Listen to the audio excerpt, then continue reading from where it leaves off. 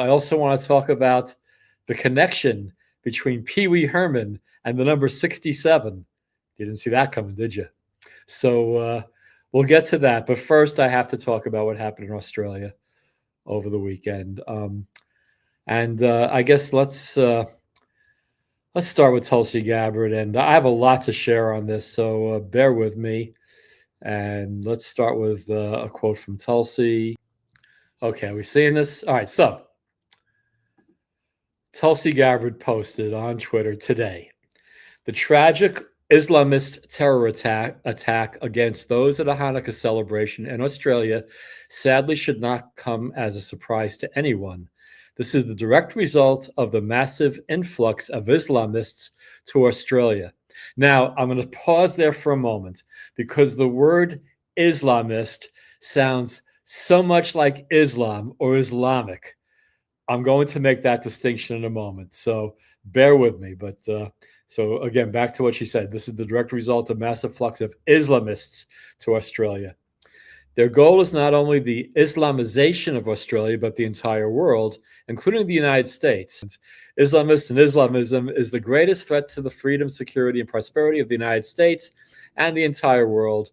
It is probably too late for Europe and maybe Australia. It is not too late for the United States of America, but it soon will be. So that is Tulsi giving us a very large warning about Islamism.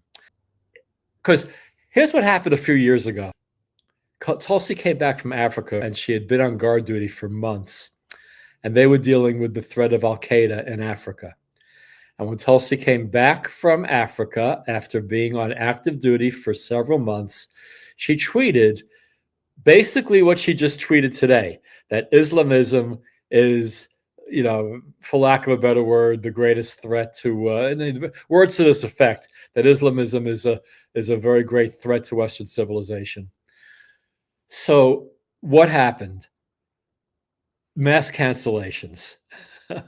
It started with Kim Iverson, and I'm not going to play the video. I just want to show her clickbait headline. So Kim Iverson does a video that's called Tulsi Gabbard's Disappointing Stance on Islamists and Targeted Attacks. And mind you, I was a follower of Kim Iverson. She's a friend of a friend, or was at the time. Then she posts on Twitter, and we're talking 3, 4, 5 years ago, that people who supported, like she uses the past tense, people who supported Tulsi Gabbard are now eating crow because Tulsi is clearly some kind of Islamophobic maniac. Words to that effect, not an exact quote. I replied to her, I said, well, if this is what crow tastes like, bring me seconds. You know, I never, ever gave up on Tulsi. But in the aftermath of Kim Iverson doing that, or perhaps simultaneous with it, Fiorella disavowed Tulsi, Pasta disavowed Tulsi, Jimmy Dore disavowed her, Nico House disavowed her, several others. You know, it's en masse. You know, these people all accuse mainstream media of how they think and talk in lockstep, and then in lockstep with each other, they all turn their backs on Tulsi because Tulsi pointed out the Islamist threat.